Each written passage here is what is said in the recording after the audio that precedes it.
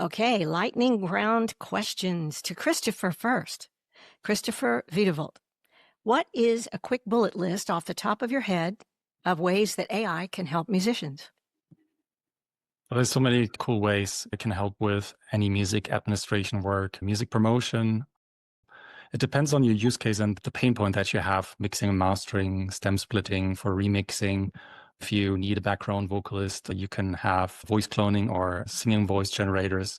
There's music generators, sample generators, MIDI generators, chord progressions. So there's a lot of different ways. Not everything is right for everyone, so you have to find what works for you. Mm-hmm. Next one, Andy O'Brien. Why is it so bad to sound like a robot? Well, it's bad because music in particular is more than data and rhythm. It's tension, release, vulnerability, the human story behind the sound. And when you strip all that away, you really end up with something technically correct but emotionally sterile. Mm-hmm. So AI can give you endless patterns, but it can't give you goosebumps the way a human voice cracking on the perfect note can. So people don't want just polished output. They want to feel something. And even if it's more convenient to use AI, you're really risking losing your essence, your humanity. So it's really important not to rely on it so much. Wow, that's great. Okay. And Peter Rodman, by the way, what is the most dangerous thing about using a chatbot like ChatGPT to help with lyrics or whatever? Well, most dangerous. We don't really know what's going to be the most dangerous in the long run, but the biggest thing that probably I'm seeing and people I'm talking to that are in the software engineering industry and stuff are talking about is the data privacy and the fact that whenever you're using anything like ChatGPT or any of these cloud-based AI environments, everything you do with it, it is getting trained off of your, which we can talk about the training later, but it's getting trained off of your specific data. So say you were to talk about some specific proprietary vocal training techniques. Well, if you're talking to ChatGPT about it, you are also giving that to the public. So just be aware of that sort of thing, but also being that you don't know what the chatbot was trained in. So if you're going about it not thinking about the base training of it, then you have no idea what it's going to give you back is actually going to be accurate or correct. So base training, and probably the most important thing is data security. And right now we're seeing a lot of organizations and companies trying to go figure out the answer to that problem. Mm-hmm. Great. All right, guys, I'm Judy Rodman, and you are listening or watching Brainstorming Forward, AI and Your Music. Welcome. Brainstorming Forward is a special series on all things vocal podcast. Watch to the end for a surprise section. Okay, let me introduce the people that are with me here today. First of all, my co-host, Mark Thress. And he is, wave your hand, Mark. And then also we have Christopher Wieduwilt, and he is with the purple earphones. Oh, I love those headphones, Christopher. And then Andy O'Brien. Andy, raise your hand. He's over there. He's the humanizer. Yes. And then Peter Rodman, and he is there. Yes. All right. So we're going to dig right into it. I want each one of you to say who you are, what it is that you do, and flesh out the thing that you can add to the idea of AI in music. So let's start with Christopher. Yeah, I'm a former broke musician, I would say. I had a big dream. Had a big dream when I moved to London, England, almost 15 years ago. Saw the good and the bad of the industry. Back then, I had little to no direction, I would say, and I get depressed every time I looked at my bank account. So I basically failed that time around, and I moved back home with my parents. Then I helped my mom become a best-selling author, scaled a startup in Berlin, and then I built different digital products for brands like L'Oreal, Porsche, Lufthansa, and others.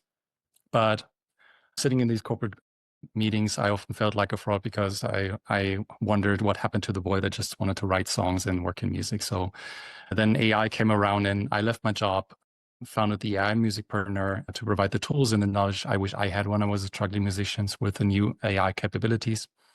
created the first AI prompt library to create release strategies, create content, write press releases, and more. And it's completely free. And so far, I've helped over 150,000 music creators use AI to create or promote music. And my newsletter gives weekly AI tools, prompts, and resources to launch, grow, and monetize music careers with the help of AI. And I'm very excited to be here.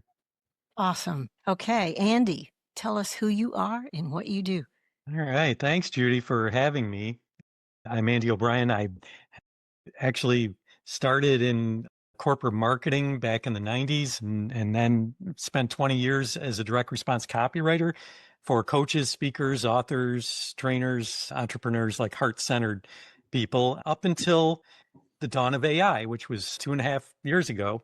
And ever since then, I have been collaborating with blogger, trainer extraordinaire Denise Wakeman, who is a legend in her own right. We formed the AI Success Club back then. Judy is actually one of our founding members. I also have 2 books that became bestsellers on AI. One is The Humanizers, which shows people how to, you guessed it, humanize their AI generated content.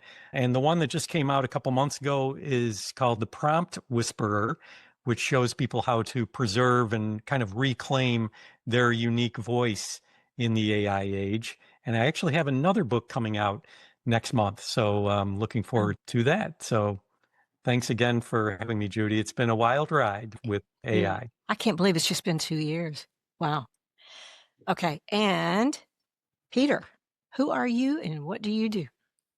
Well, I am your son. But that was the first thing. Hence the name, yeah.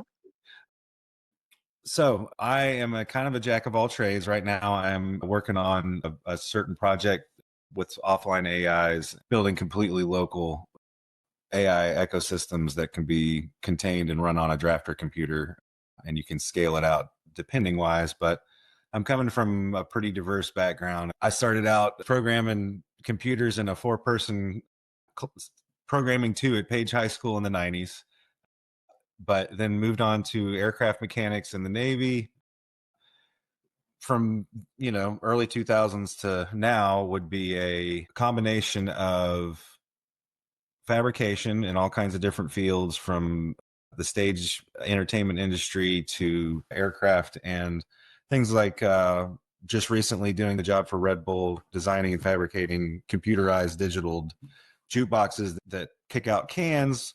But what I'm finding with AI and why I'm so into it now, from my diverse background in that, and then I was also a photojournalist for about a decade, so working with people in that way, is that it is enabling me to get things done so much faster if I understand how to use it correctly. And that's where I am trying to help other people understand what is really going on in the back end and how to use it correctly. Great. And Mark, I didn't ask you your lightning round question, but That's all right. the best for last. Why are you and I interested in AI anyway, as mentors of other voices? For those that don't know, Mark has been my brainstorming partner for a couple of years now, 3 years, something like Yeah. that. And we just talk about all kinds of things, including vocal technique, the business. He's my classical coach. I teach him what I know about contemporary voice, and we help each other students that way. So that's the way we brainstorm. And this came out of our talking. So, Mark, why are we interested in AI? That's a great question. I think, especially when it comes to mentoring artists and voices, this is the largest congregating resource that we have to date, probably, for information. And so, for better or for worse, if you're a young artist or developing artist and you're looking for more resources and information on your craft, or people that have done things that you want to do before, songs that you've written with similar names, genres that you can dig deeply into, all of this information is at your fingertips now. So it's really important to have this information and be able to take advantage of it in the best way possible, and also in a way that maintains the integrity of the artistry. And I think that's why we're all here having this discussion, to see where things are going and how we can kind of get ahead of it. Yeah, yeah. All right. What we're going to do now is the meat of this hour. I want to open up the table. Let's unmute ourselves and let's ask each other questions. What did the introduction to each other bring up? What question did it bring up for you? I'm going to start with Christopher, myself. Christopher, Can you flesh out like a day in the life of using AI as an indie artist, let's say? What might they open up their AI and use it for? Right. Yeah. So really, when someone new comes into the field and wants to approach AI, what I always tell them is to write down what kind of pain points they have in the process, because you should not make AI the entire process, right? Just part of the process. It should not be 100% AI generated. We're already seeing a lot of AI slops on Spotify and other streaming platforms. So think about what is the biggest pain point in your journey. Is that maybe you're, I don't know, in rural Montana, you're a great singer, but you have no access to education, or no one at your school is playing an instrument. You cannot get a hold of anyone. So AI might help you be an AI bandmate. So there's a new tool that came out from Moises. They have a musician app for stem splitting, mastering, etc. And you can upload your voice. For instance, it can be a voice like a memo note, or if you're playing guitar, it can be a guitar riff, and you can generate all the different instruments around you. Is that going to be perfect radio ready sound? No, it's just part of the process. But what it does is it helps a lot of people not start from zero, but it helps them start from somewhere. You know, you put a little bit of pen on the paper, and you're not starting from zero, but you have first ideas that you can try out and see where it leads you. So that's what's exciting, I think, about AI. It's not the entire process, but you need to make it your own, so that it doesn't replace your voice, but that it becomes part of your voice. Yeah, that's a wonderful way to do a really smart work tape that then you take into the studio and say, musicians, this is the idea I had, right? And then you have the human musicians do something AI, in my humble opinion, can never do. No, 100%. I mean, you've been a vocal coach and also a recording artist for such a long time, right? Yeah. So how is that for you if someone is using AI generated voices, like as part of like background vocals, etc.? Now, what's your feeling, like your immediate feeling that you get? Well, it's according to what genre it is. If you're doing dance music, I think it fits because it's all about the response you want back. And if the response you want really is more dancing, not really a response to a message, but like a trance-like state of let's move and that kind of thing, then there's no problem with AI sounds, you know, with background voices and overtuned lead voices and the whole bit. But if you're doing organic music, what I hear is it strips the emotion out. And if the emotion is there, it's not appropriate to the message. So it feels fake and it feels numb. And that's why I would use it in a work tape just to get it down, but then use human creators to actually bring it to life. I might say something on that too. I know you guys have probably all seen the differences between the new update from 4 to 5 as far as ChatGPT goes, but that whole entire thing with the STEM pieces, guys, I was the amateur musician back in the day, and if we had that, I might be an actual professional musician. You can get to the it relates directly to my coding and everything. It allows you to get to that finish line of getting it into the studio or getting it in front of somebody way faster than we ever could back in the day, right? And cheaper. So imagine if we had a 4-track audio, cassette tape recorder, but an AI unit right next to it to do all those demo voices and the demo music for instruments we couldn't play. But on the flip side of that, I feel like there's a line that you cross into, it's no longer a human connection with your music. I don't know if you guys have done this, but there's a Wendy's up the street from me that now has a complete AI, right? When you're talking to an AI, there's not a human that you're talking to order and everything. And it's responding you with human-like, sayings and everything. And then you go up to the counter and you do get the bag from a person, but there's a loss in connection between the humans and a food connection. The same way it's kind of like that line between it's okay to use auto-tune and you can't sing, you're cheating. Being intelligent about what AI is will enable us to actually relate to things that are using AI a lot better. You know what I mean? And be able to use AI to connect with humans in a non-robotic way, if that makes sense. Andy, Talk to me about creative ways a songwriter might use AI to structure an idea worth writing about. Yeah, and I would say it's less about the prompting and more about conversing, riffing, improv, just talking to AI like a friend, like someone you're collaborating with in real life. That's when you can pull out AI's the nectar, if you will, of what AI has to offer. And that's not just in music, but it could be with anything, anything you're brainstorming about. The danger there, though, is you just have to make sure you're not relying too heavily on that and not just using it as a crutch. Peter made a great point about it's a tool. That's really the extent of it, and that's how we should treat it. But it's very tempting to treat it like more than that, because it can really give you some amazing results. And if you take it and run with it without kind of checking back in with yourself, that can be a risk. And it's easy to fall into that pit, if you will, like just doing it all with AI, just spending every night with it and just getting addicted. And that can really be a slippery slope. So I would just use it as a collaborative partner, just chatting with it, just talking like a friend, and really being vulnerable with it even, and let it know your thoughts, your hesitancies, your doubts, your fears even, but also your hopes, your dreams, all those things, and let it get to know you better. And the more it knows you, the better your outputs will be, as long as you're careful not to rely on it too heavily. So it's a tightrope walk. Let's talk about that. Let's talk about how AI trains on us or trains on material. Okay, somebody? How it's happening right now? Mhm.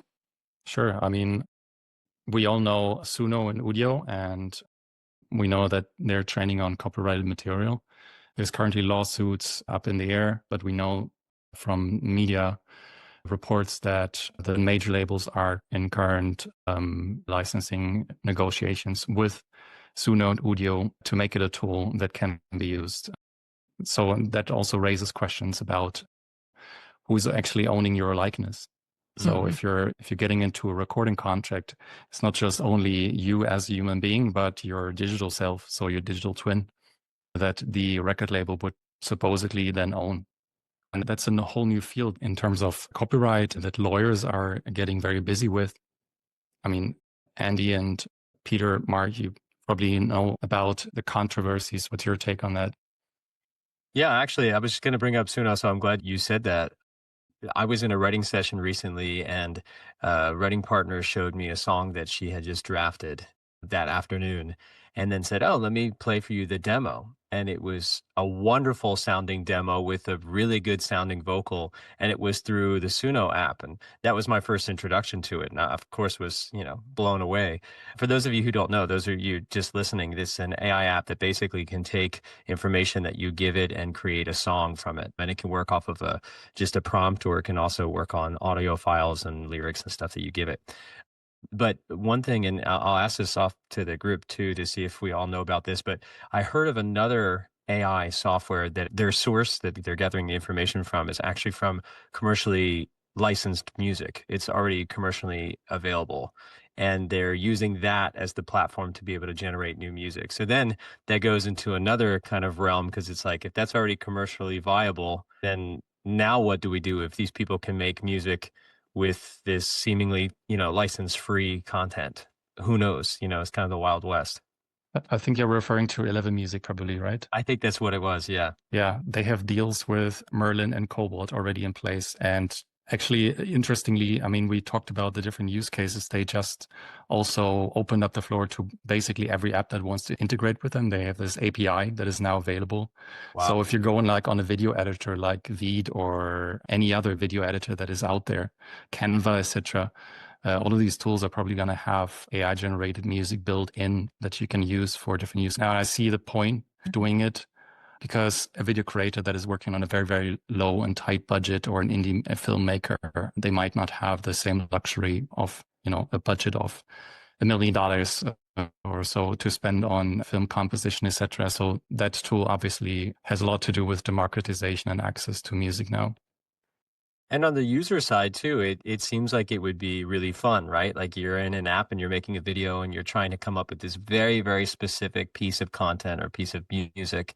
You put in your information, you say person walking down the road trips over a snapping turtle, whatever, something random that you wouldn't have a song for, but all of a sudden you can generate a song for it. That's what a unique experience. But then, does that get rid of the creativity of an artist? I'm not sure. Yeah. Andy? I'm sorry, I was responding to Greta in the chat. I was about to do that too. Well, in response to what Greta's talking about and where Mark was going, I'll try to make this short. There's absolutely risks of disclosure of personal information and all that when you're using apps like you're talking about, the music generation apps. There is, like your person that had the draft, right? When she uploaded it to that app, she did get stuff that was based on what she was doing back from it, right? So she got something from it, but she also added her exact way of doing things to the way that AI is going to generate stuff for other people.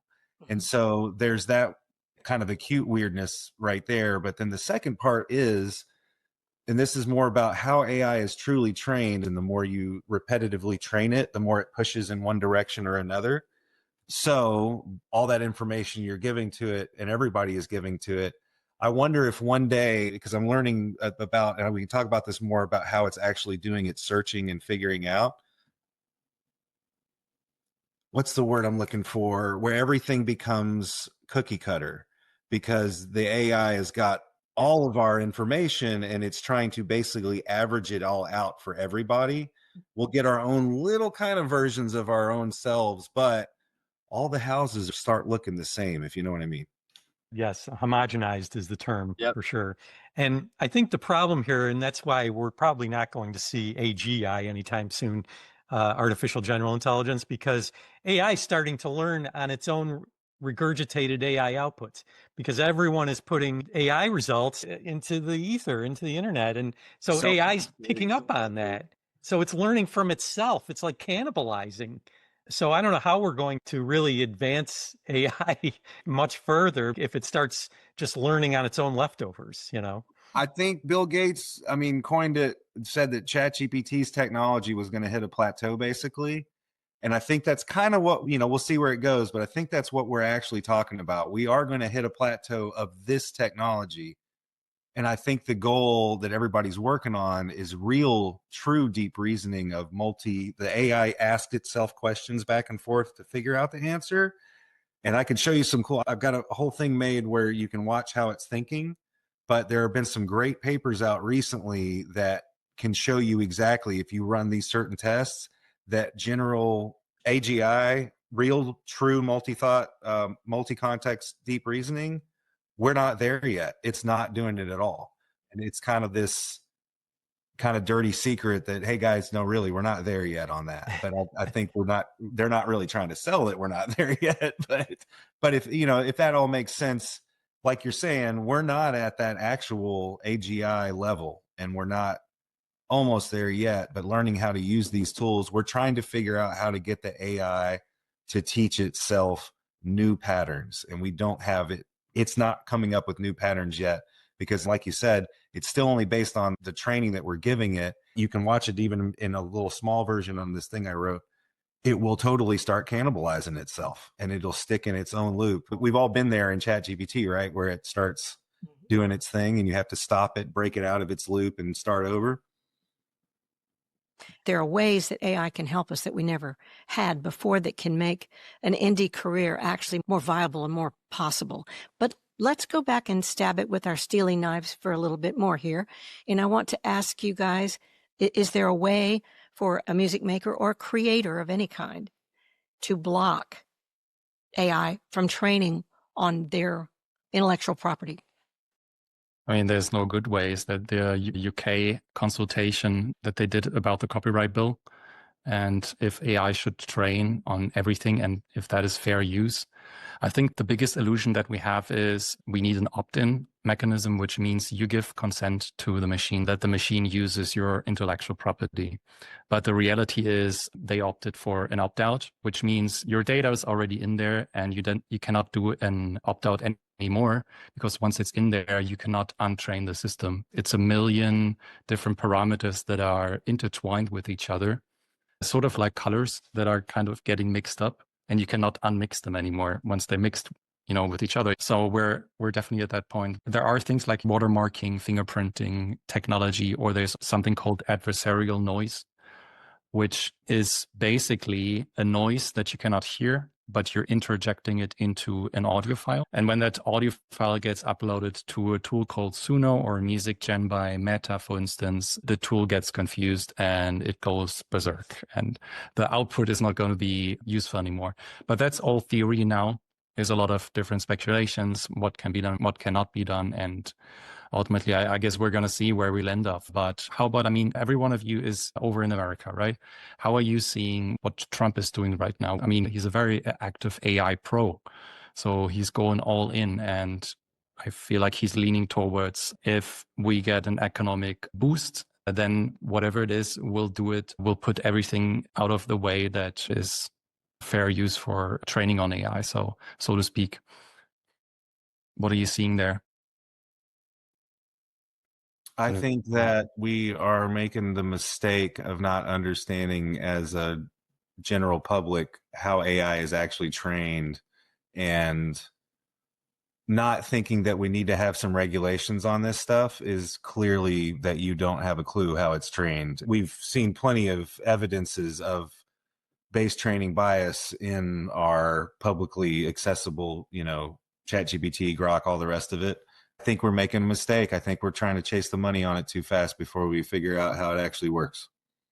Tell us about your creation, Peter, to deal with this, your project that you're working on. My idea is there's Hugging Faces out of France, huggingface.co, local large language models. If you want to get your mind really blown, go see what's on that thing as far as like what kind of models. I don't think people understand how wide open it truly is right now. I think it's going to be locked down at one point from all kinds of different reasons. But Andy, you were talking earlier about AI voice, or like the way it talks, and you get robotic and you lose the inflections and everything.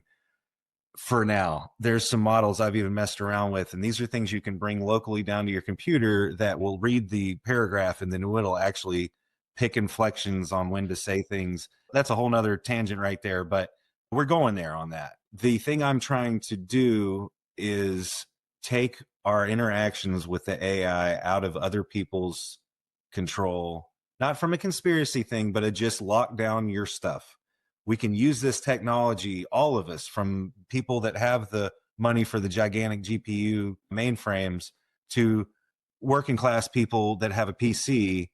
You can use that and you can lock down your privacy by running it on your own stuff, if that makes sense. And then training it, nightly training sessions on your data that you're using, because everything has a base training that you start out with. Just like ChatGPT, when you have your subscription, it starts out with the way it interacts with you. But like I think it was Andy was talking about, the more you talk with it, the more it learns who you are and responds in your way. Local AI models can do the exact same thing. And as you're doing sessions with it and you're talking with it through the day, at night when you go to sleep, basically hit the training button and it's learning your processes. But let's say that you're my mother who has been training with it on her proprietary vocal coach lessons, right? The only place that's getting trained is on her computer. It is not going to the public. So she gets to choose when that information goes to the public. The biggest problem that I see with that is that it's a great way, but most people, most musicians, most creators, they're not going to know how to set up a local instance. So they will probably resort to always using ChatGPT on the browser. Unless you can come up, unless I have a downloadable package. I'm going to have like 20 years in IT too. I'm working on it. It is a folder move over to computer, but let's say just like just an app, right? And you start the app. I have it now to where everything, including the website, is run from my house. but I can access it from anywhere in the world. And now, anytime you're using other people's connections, there is that whole thing, but there's encryption and all that. But like you're saying, that nobody is going to go through the amount of effort I went through to make this work at my house. But if I can, not only me, but other people are working on this. If you can give somebody a drafter computer and then have them install a program like Autodesk that's actually your local AI, that's a lot easier, right? If you could use ChatGPT, but it all be locally on your own equipment, would it be useful? But you could use it in the ease that you use ChatGPT. I mean, I'm not there yet, don't get me wrong, but definitely got some steps forward on it. Yeah, I've actually used Peter's thing and it does work. I'm not tech oriented, but I can use his bot like I can use ChatGPT. It would need to train more on what I do or I give it, but that's what he's saying. I think that's a way around. We could even write songs within it. You know, Andy, I was thinking, having worked with your courses, you teach us to ask ChatGPT to create a story with certain parameters, and then it dishes it out. And then you say, now tell me why that's a lie, or dig deeper, I don't believe that, or whatever it is that we continue to. What if we were able to do that within a proprietary, you know, like our own box that doesn't go to the internet? So we're not sharing that. And we create stories and ask for more nuance that Peter's idea of a bot could come up with. And then we write a song based on that idea. So it's not writing our song, but it's giving us thoughts, creative thoughts. Do you see how that would be a use, Andy? That would be a great idea. You just come up with that? Yeah. That's brilliant. Well, kind of back to what we were talking about, where it becomes homogenous. Mm-hmm. You know, in the utopian world, instead of having everything on the cloud, we've all got our own individual little Jarvises, our little AIs, right? And every night it's training on our methods of doing things. And so when we write music with it, it's going to be writing more and more in our methods. And it's not going to be pulling everybody else's methods, which to me at least reduces the homogeneous possibilities, you know? I think that's the future of AI agents, don't you, Peter? I mean, Absolutely. I mean, yes, absolutely. so yeah, with the rapid advancements now, I mean, this could happen next month. Absolutely. My best friend's little brother has been in software engineering for probably the last 15 or 20 years. And we were talking about all this, and he said about 6 months ago, he and his coworkers were talking about it and thinking that certain things would be happening in the next 2 to 5 years. And he's like, and it's already happened. You know, it really is Crazy. It really is crazy. And it's such an incredible possibility of usefulness if we do it right, right? I wanted a show of hands. Do you guys think it's very important for an indie artist or artist on a major for whatever, but somebody who wants to have a career in music to learn about AI? Show of hands. Pretty universal. A good little tidbit on that really quick. Sure. I met a guy the other day. He's doing a documentary on Cheap Tricks. I'm sorry, I can't remember his name. The guitarist that has a ton of guitars. He's the videographer, photographer for these guys and doing this big project with them. And he doesn't even really know how AI works, but he has been going hard on getting certifications in Dolly and all these video generation and AI with photography things. And don't even get you started with that whole thing from photojournalism. I cannot remember his name. Right? It's one It's of on those. the tip of my tongue. It's like the most famous one in the band. I know. Yeah. He makes Gruen look bad as far as his guitar collection, I think. So, but he's got to be in his 60s and is not, you know, he's not a tech guy. He's a tech guy as much as a camera person is, but he's gone all in because he understands that the future is the usefulness of this. It's the same thing that happened when you went from film photography to digital photography. If you stuck with the film photography because you thought that digital was a fad, you are not in the photography business anymore. And I think that music fabrication, you know, that's every part of it is already, if you're not learning it now, you need to catch up type of thing. Mm-hmm. Rick Nielsen. Carlos was the drummer. I don't know about you, but I could bat these ideas back and forth for another hour. But I want at this point for us to stop here. We've talked about the benefits of AI, and we've talked about the places that we need to protect ourselves and ways that we can do that and do both. I want you to now, each one of you, tell us what you offer to help with this and what you're looking for. And then where can people find you? Okay. To either get what you've got or to give you what you need. All right. So what do you offer? What are you looking for? And where can people find you? Christopher. So I have a website called aimusicpreneur.com, and I write about AI tools, give prompts, step-by-step guides on how to use different tools to create music videos, for instance, do stem splitting, mixing and mastering. And I also have a newsletter, which is read by quite a few cool folks from the industry as well.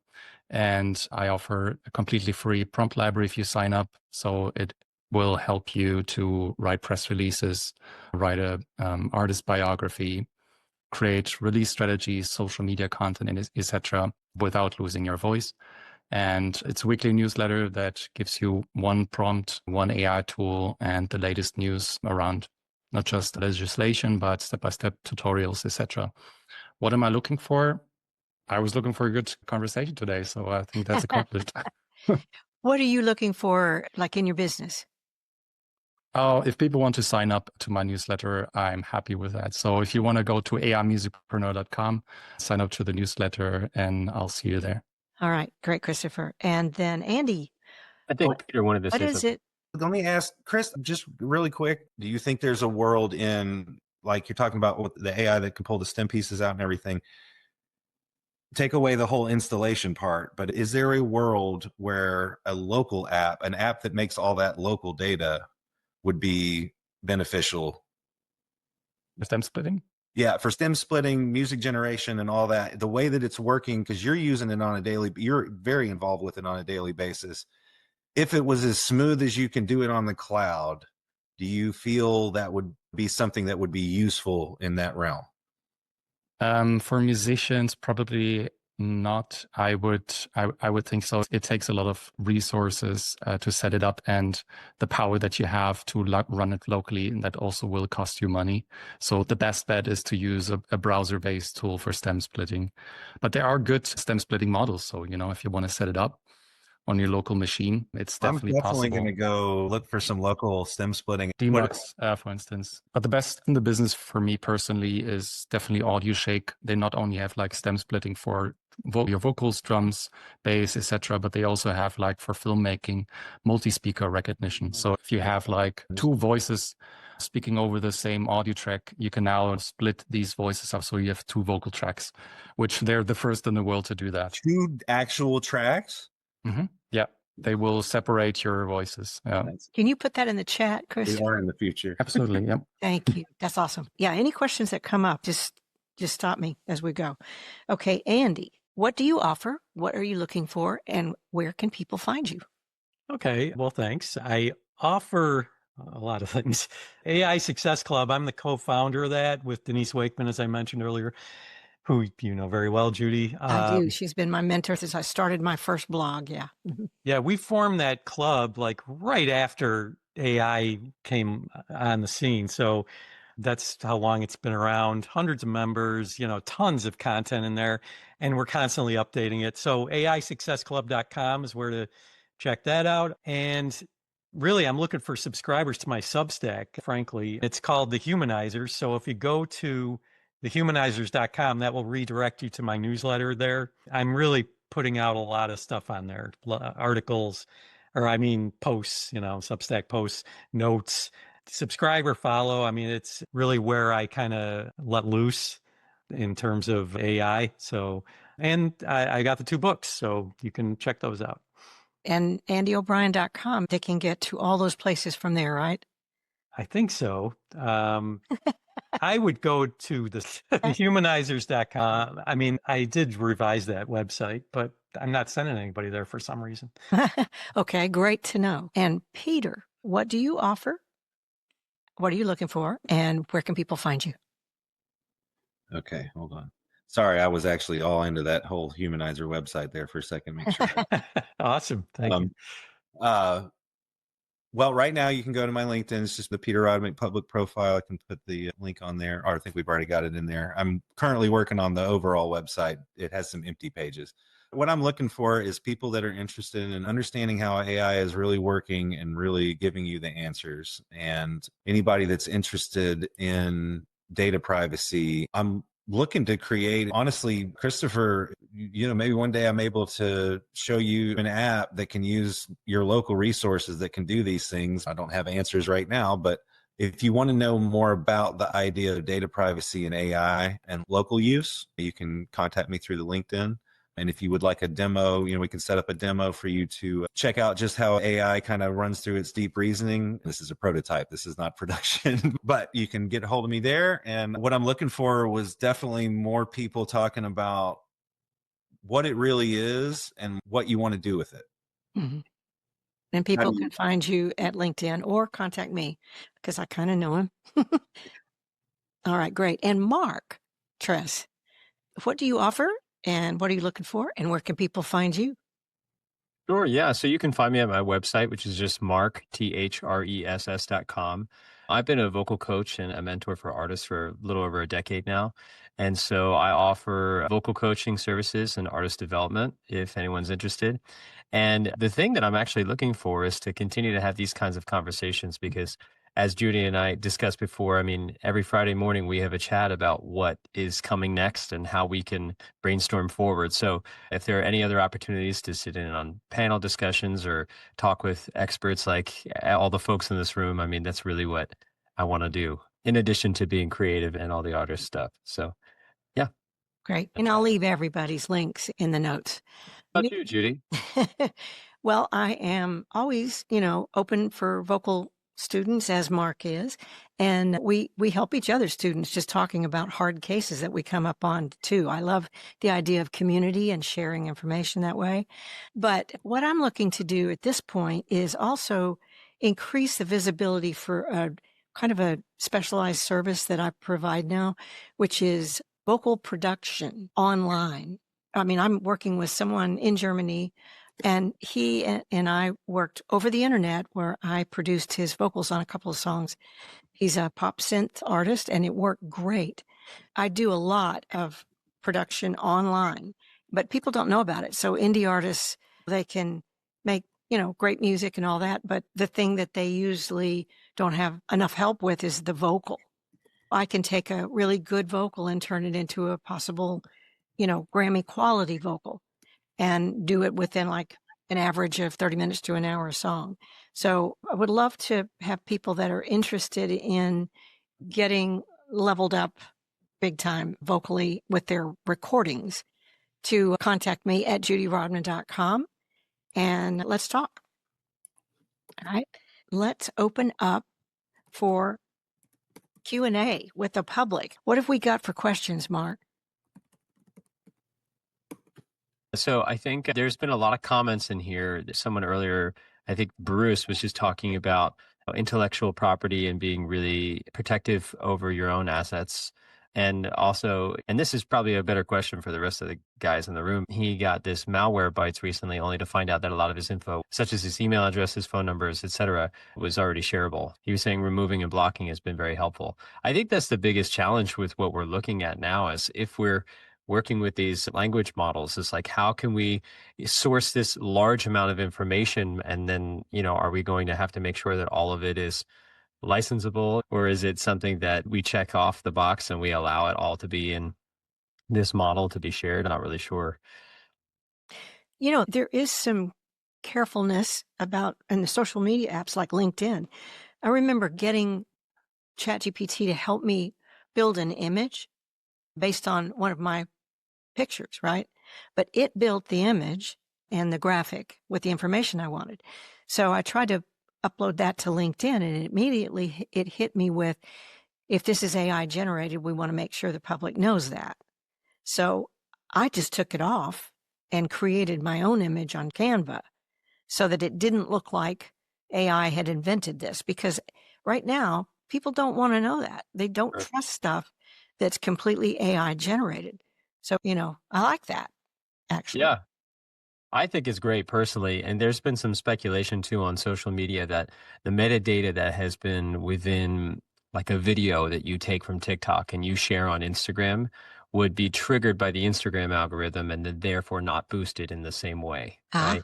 So I'm wondering if as we progress more and more and more, and we have these little nuggets like the audio frequency that Christopher was talking about, once these things are there, perhaps, we have some way to identify our information or save it or protect it or something, but it is kind of a rat race.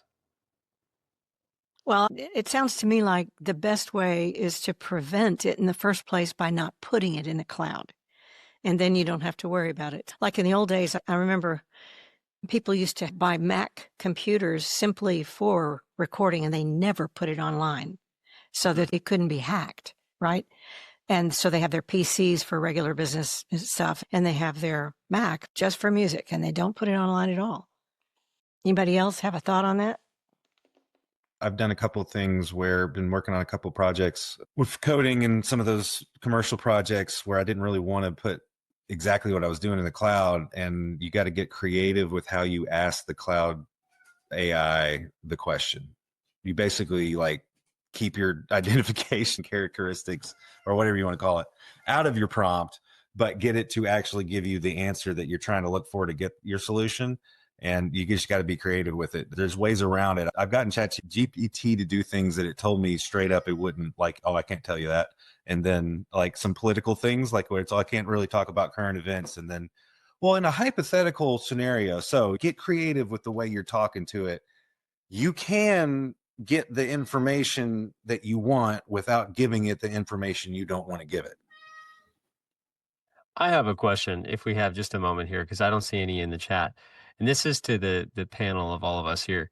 Are there any like quick little hacks that you can think of that are really useful for the everyday user? Like, for instance, if you're saying, like Peter just said, if you really want this type of information from ChatGPT, ask it in this way. Or if you're a musician and you really want to have a good brainstorming process on your music, use this app to help come up with lyrics for yourself or something like that. Is there anything that we can think of? So I think musicians can learn about different prompt frameworks that are existing to get it to a point where it's giving you output. So for instance, if you say, write me a LinkedIn post or write me an Instagram post, if you're active on LinkedIn, on Instagram, that will not give you a good result, but you need to give it context as in, you're a musician. I want to write an Instagram post. Here's my bio. This is information about my single. I want to reach certain target audience niche with the goal of promoting my single.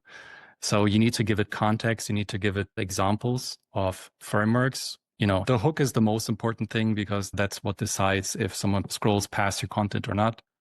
So you need to give it like frameworks that already work for other creators. Follow other creators on TikTok or Instagram.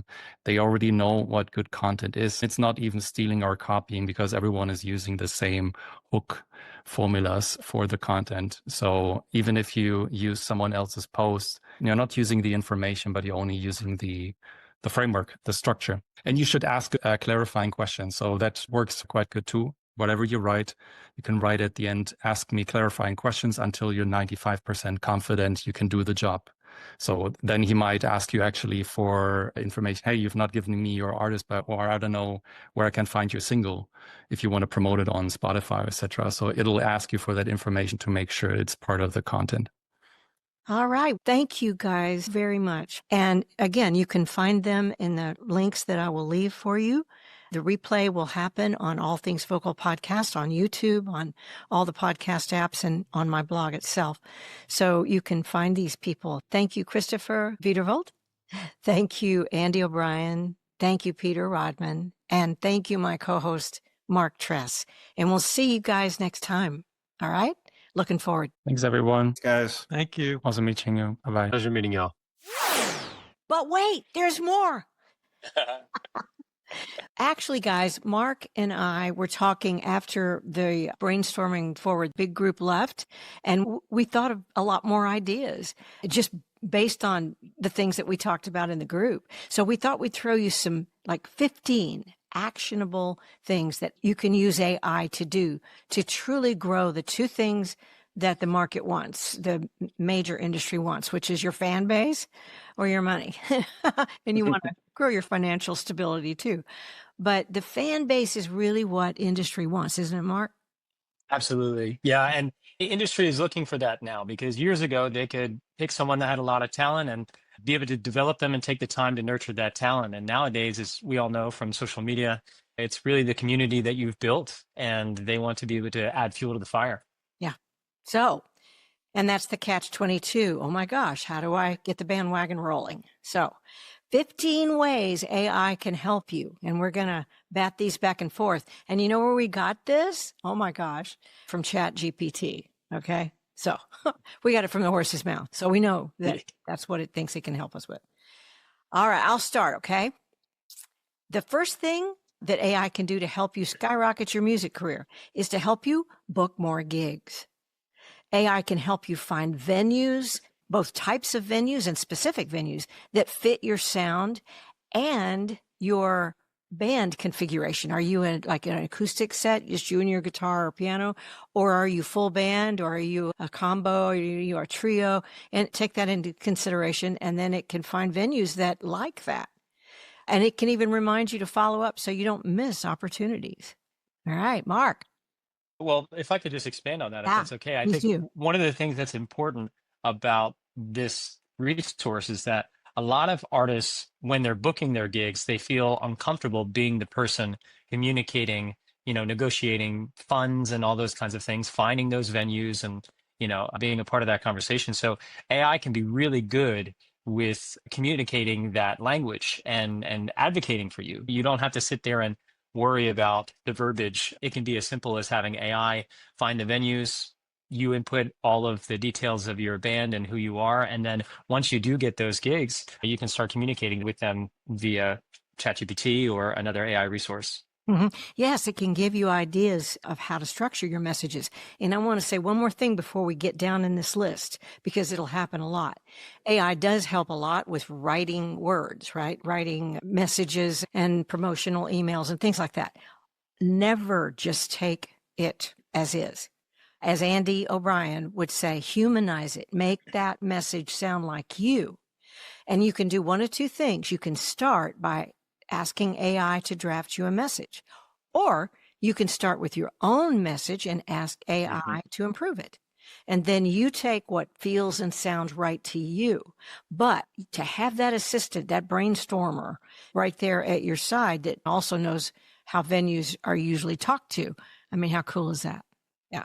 I think something moving forward too is you nailed this, Judy. You don't want to lose your identity in your voice, right? So definitely make sure that you're using this as a resource and still maintaining the way that you speak, because ultimately that's how you will communicate with the people you're working with. You don't want to completely remove that from the process, especially as an indie artist. Mm-hmm. Right. All right. What's the second way AI can skyrocket your music career? Yeah, so AI is really great at helping you sharpen your brand. So it typically asks the right questions to help you discover your unique story, and it allows you to turn this into a clear and memorable brand. So what I really like to do, and I do this for myself and with other artists, is I kind of go back and forth and have a conversation and allow this software to do the work for you. How can you hone in on what your brand is, what your story is, and what makes your story so special? And this is exactly what these labels are going to be doing anyway. They're going to be having a conversation with you and say, hey, Judy, tell me about your life and what you're passionate about musically and your message and your story. And then they're going to take that, just like any other artist that you see, and they're going to amplify that and put that into the world. Mm-hmm. And this way you've got more control over who you end up being in the public eye too. So that's a great point. Control. All right. Third thing that AI can do to skyrocket your music career is create eye-catching visuals. Did you know that AI can paint? It can take I didn't actually. That's pretty cool. Oh, yeah. It can take pictures and mess with them. Even you give it the idea you want, and then you give it some art, and then tell it you want something to promote this thing. Or if you need cover art for your recordings, cover art ideas, or poster concepts for your gigs, or a style guide in general, like what font should be you and all that. AI can brainstorm visual themes that match your vibe. This is such a useful tool for many different reasons. So I'm sure a handful of us have used Canva before. Judy and I, Oh, yeah. you and I both use Canva. Yeah. There is a built-in integration in Canva that allows you to flesh out multiple iterations of a particular piece of content. So let AI work for you in this instance. If you have a really good draft of a poster or some sort of graphic that you're going to put on social media, and you'd like multiple iterations of it so that you can roll it out in a weekly or biweekly basis or something like that, let ChatGPT or whatever other AI resource, the integration of Canva, let it do the work for you. And obviously be there to monitor whether or not it looks kind of silly or if it's on brand for you. But why not allow it to take up the time to create 15 different pieces of content and save you all those hours of work? Including resizing them. Oh, love it. Yes. Oh my gosh. All right. What is the next All right. way that AI can skyrocket your music career? So I've personally used this, and this is writing bios. You have to write bios for everything. Just recently, when I started an artist project, I had a bio for Spotify. And so what you can do is you can actually speak to whether it's ChatGPT or another resource and say, hey, I'm writing a bio for this specific thing. And excuse me, allow it to do the work to process the information that you have. Again, you have to input the story that is you and you have to use your words, but it can really help you hone in on those specific social media bios, something for press, or even a polished version for different streaming platforms like Spotify and et cetera. Right. And number 5, plan your content calendar. And do you even know what that means? No more like, what should I post today? Oh my God, AI can map out ideas for weeks of posts that tell your story and promote your music. And, a lot of indie artists that I know don't like that promotional part of it, right? But this can give you ideas that you can just batch and do all at once and then not have to worry about it anymore for a while and just kind of do that regularly, but have that brainstorming partner to figure out what to post that day. There's lots of reasons that you'll be posting. You might be doing a gig. You might be having a release party. You might be just dropping your single or your album. You might have just signed with a publishing company, whatever. But let AI help you plan your content calendar. Okay. And it's so useful. Yeah. So useful to do that. Because then once you have your calendar, you just wake up and it tells you what to do, Yeah. and then you could just hit post. Yeah. So number 6 is drafting emails and different newsletters. AI can help write engaging fan updates. It can help you with your pre-save campaigns and also with press pitches, allowing them to sound professional and personal. Again, this is something that we mentioned earlier. Drafting emails is really huge. I work with artists that do some projects on a program called Sound Better, and constantly you're getting different updates and messages from people that say, hey, here are the things that I'm looking for in this project. Would you be able to do this? And so just being able to go back and forth with emails with them or messages with them is really useful. Newsletters is huge too, because you can synthesize all of your updates and all the things that you've done and have an AI software consolidate that for you and then put together a really wonderful newsletter that is attractive for your brand and also your community. Yeah. Wow. Number 7, you can promote your new releases. From pre-save campaigns to social captions, AI can generate launch week hype and keep the momentum going after release day. And just a little inside thing, we first asked ChatGPT about how it could help with things like booking and releasing music and promoting and this kind of type of thing. And the detail, isn't that amazing, Mark? The detailed steps that it came out with. It's crazy. It's giving you the tip of the iceberg here, but it can help you promote your new releases, right? Yeah, so number 8 is actually helping you dream up different music video and reel ideas. And we know that social media is important. We know that creating content is important, but it can be really, a struggle to discern what is content and what is art. And as artists, we go back and forth between just trying to make a bunch of content and trying to make our art. So AI can actually help you brainstorm short form video concepts, storyboards, lyric highlight reels to help spread your music on TikTok, Instagram, YouTube, etc. And again, when you are just inundated with so many different things that you need to do and think about, coming up with creative, fun ideas is very challenging. As artists, you just want to make the art. So allow these softwares and this AI programming to help you come up with some of these ideas. You basically can put in what you want. And another creative way to use this is just to say, hey, I have $100 or $200. Here's my resources, and here's the time frame that I have, and here's the camera that I have, and this is what I want. Help me put together a music video or a video clip or something like that, Great where idea. I can incorporate all of that within my budget, and it will help you. Yeah. Wow. All right. And number 9, first of all, let me ask you, how many people out there know tons of influencers who have really first name basis? Probably not me. Not on a first name basis, no, but I've seen them. That's for sure.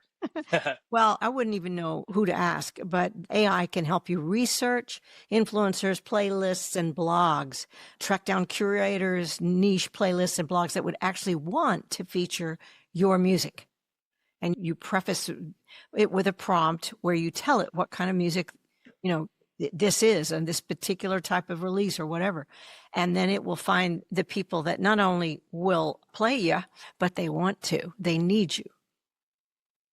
Blogs are interesting too. I think a lot of people give them a bad rep these days because they think that they're not as useful. But if you can get your music on a really active blog, it can be very, very successful in kind of moving the needle and very useful for your music career.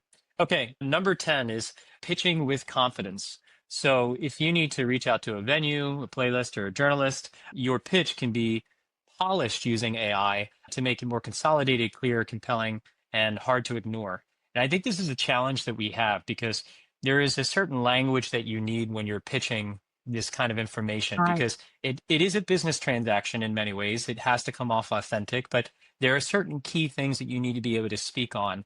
And if this is not your career, if your career is making music and being an artist, you're not expected to be able to have this skill set right away. So use AI to be able to identify some of those trigger words or that format to be able to use your information and put it into a pitch that is confident and compelling. Right. Confident and not hypey, but impressive. And that's a tricky line to walk, isn't it? Very tricky. All right. Number 11, find collab opportunities. AI can suggest like-minded artists, influencers, or brands to partner with for cross promotion. And that includes, if you're looking for gigs, a really good way to do it is to reach out to a band who's a lot like you and say, if you'll introduce me to your venue, I'll introduce you to mine. Or let's play a show together. But if you're new, how do you know who they are? So AI can find them. And collaborative opportunities are super important. I think they're severely underrated because a lot of artists believe that they can't start collaborating with certain people until they reach a particular level, or they can only collaborate with other artists that have 2,000 followers on Instagram and that's it. If you can tap into these resources, you can find people that may need something that you have. And it's honestly a numbers game. Once you have this pool of people that you can use or tap into for cross promotion, then you can also pick up on some of their fans and create a really good friendship as well. So number 12, we have endless content ideas, of course. So this is going back to, some of the video ideas that we have and reels, stuff on Instagram, YouTube, etc. But the key is you're never going to run out of inspiration because AI can brainstorm behind the scenes stories, fan challenges, or even anniversary posts for your songs. And this is really important because there's usually a momentum that you follow here with releases, right? So you have all of your information that comes up at the beginning and you're posting, and you have the content that you've released from the music video that you recorded, and then you have your release day, et cetera, et cetera. But what happens is you tend to kind of trail off, and then you forget that you can still be promoting that music. And AI can really help you with that because it can come up with topical information to allow you to tie that piece of music or whatever to things that are going on in real time. Right. Okay. Number 13, AI can do something I really don't like doing, but we all need to do it. And that is analyze what's working and what's not. They can get into your insights. AI can help you interpret your streaming and social stats so that you know what to double down on and what to let go of. It's a great thing. I mean, as uncomfortable as it is, it really is important to be able to take a look at what is working, what's your open rate with your newsletters, all those kinds of things. And it can be really overwhelming, but something that we do need to focus on from time to time. Number 14 here is preparation for live shows. AI can help you create set lists, write intro scripts, honestly. It can draft show promo posts that spotlight your latest music and more. Prepping for live shows, again, is just part of the process, and AI can help you hone in on your style. And that's really what you want to do. And the more iterations that you have of that, the better off you become and the more consolidated your brand is. Right. And number 15, and this is just because the only reason we have 15 is that we just ask it for 15. You could probably come up with 115, but 15 is save time and energy. AI takes the heavy lifting out of writing posts and messages and things like that. I'm not talking about songwriting, but take the heavy lifting out of writing, researching, and planning, freeing you to focus on your art. And this all may sound overwhelming, but this really gives you control of your own career. If you really want to compete and you want to get visible in a way that grows your fan base enough to really make you viable in a significant market or a niche market that you're looking at, then these are just, you don't have to do them all, but you can do some of them. Pick some to do for one release and something for another. You can also, as Mark reminded me earlier today, you can get it to make charts, right, Mark? You can get it to give you, okay, let me look at the whole thing. This is what I want to do. Okay, please list for me by the week, 6 weeks of chores I should be doing. Tell me what to do every day. And then you can just check them off. It's like you're your own boss, but you don't have to look at the big picture every day. You can just look at what you're supposed to get done that day. And by the end of 6 weeks, oh my gosh, are you more visible, right? Judy, you hit the nail on the head, and I just want to highlight something you said. You said you're your own boss. Yeah. That is so important because everybody wants a manager to be able to manage their career because, us artists, we're creative. Sometimes we can be up in the clouds, and it's important for somebody to be able to come in and say, okay, do this, this will help you. Do this, this will move the needle, focus on these things. And we don't all have the luxury of being able to have a management team with 25 people working on our project. So you do have to be your own boss, and as much as it can be very overwhelming, it's important to just take a little bit of time. And I encourage everyone that's listening to this to just take like an hour, invest an hour in AI, in ChatGPT or something or the other, and just introduce it to your brand and what you're trying to accomplish and allow it to structure your life, and then just listen to what you told it to do. So, you can create a chart like Judy said, and that chart will tell you post on this day, reach out to this person on that day. The second day is here's the press release that you need to share. So share that press release. And it becomes very easy after a while because it's like a built-in manager or something that's kind of taking control over the course of your music career. And it's something that you can easily follow. I've always said that the thing that you need to do to be successful in music is to do two things extremely well. One is your art, and two is the business of your art. So that's where I think AI shines, because I'm not interested in it creating. I think Christopher mentioned some apps and ways that it can help create the music, not be AI music, but can help, especially certain genres of music and workflows and all that. And what's tuning if not a little AI, right? But I'm more interested in the use of AI as a music business creator. So that's just very exciting to me, because then there's no bottleneck other than the energy you wake up with. Yes. And talk about having control of your vision, right? Like there's so many artists that go through waves and waves of waves, and then they finally identify the thing that's been a part of them all along, and they finally have that brand. I mean, now you have control over who you are and what you say, and it's great because there's nothing else in the way. There's nobody saying, well, I know you really want to do rock music, but you'd probably be better off doing pop something or other, and you should go in this genre and look this way and do whatever. And there's a lot of, viability in that too. But in terms of the integrity that you have as an artist, you have full control over trying this out and making it exactly what you want. Right. All right, guys. So that wraps up AI and music. And we look forward to brainstorming another subject, another topic, bringing in experts that can enrich your music and your voice. So Mark and I sign off and wish you the best. All right. Mark, is there anything else you wanted to add? No, it's been a pleasure, Judy. I can't wait for the next one. Always. Yeah. All right. Take care, guys. Teacher.